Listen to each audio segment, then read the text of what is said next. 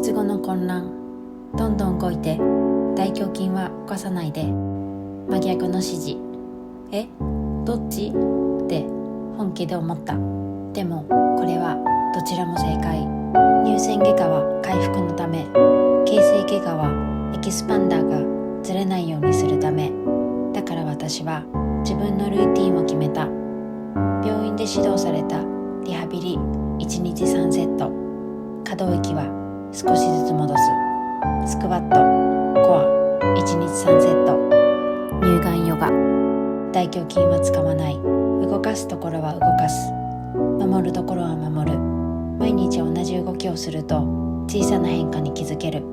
自分の体を一番観察できるのは自分だけ。